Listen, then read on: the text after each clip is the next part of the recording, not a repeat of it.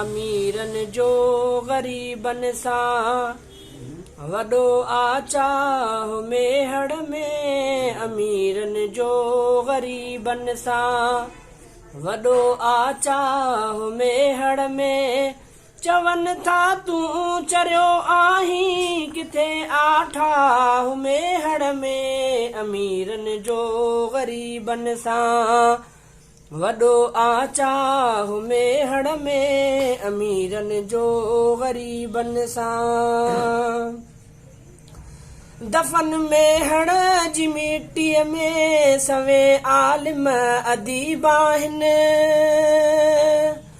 दफ़न मेहड़ जी मिटीअ में सवे आलिम अदीब आहिनि। अञा बि इल्म जा साईं अञा बि इल्म जा साईं वहनि था वाह मेहड़ में। अञा बि इल्म जा साईं वहनि था वाह मेहड़ में। चवनि था तूं चरियो आहीं किथे आठाह मेहड़ में। अमीरन जो ग़रीबन सां वॾो आचाह मेहड़ में। अमीरन जो ग़रीबन सां वॾो आचाह मेहड़ में। चवनि था तूं चरियो आहीं किथे आठाह मेहड़ में।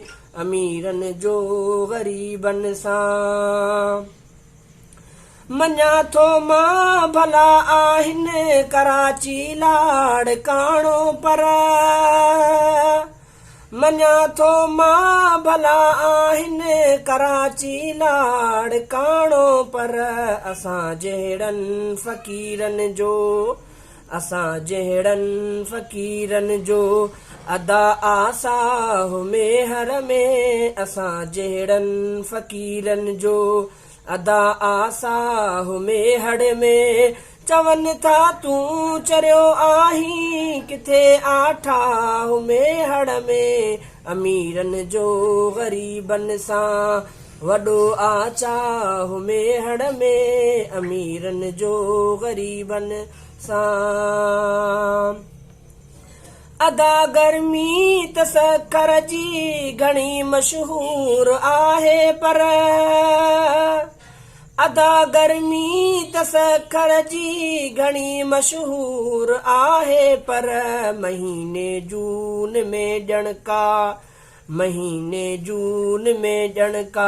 बरे थी बाह मेहड़ में। महीने जून में ॼणका बरे थी बाह मेहड़ में। चवनि था तूं चरियो आहीं किथे आठाह मेहड़ में। अमीरन जो ग़रीबन सां वॾो आचाह मेहड़ में।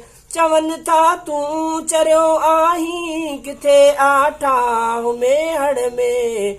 अमीरन जो ग़रीबन सां फरीदाबाद मेहड़ जो किरायो वियो वधी साईं।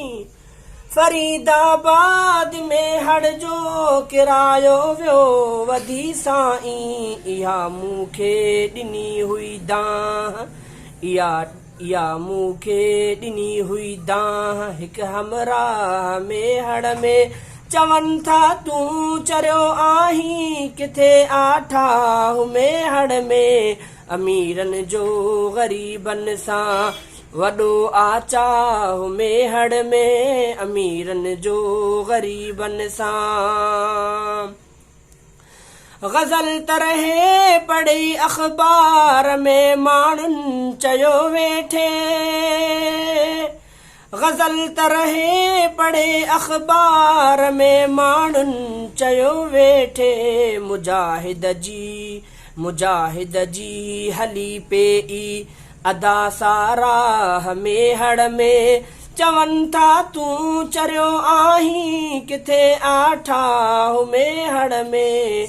अमीरन जो ग़रीबन सां वॾो आचाह मेहड़ में। अमीरन जो ग़रीबन सां वॾो आचाह मेहड़ में।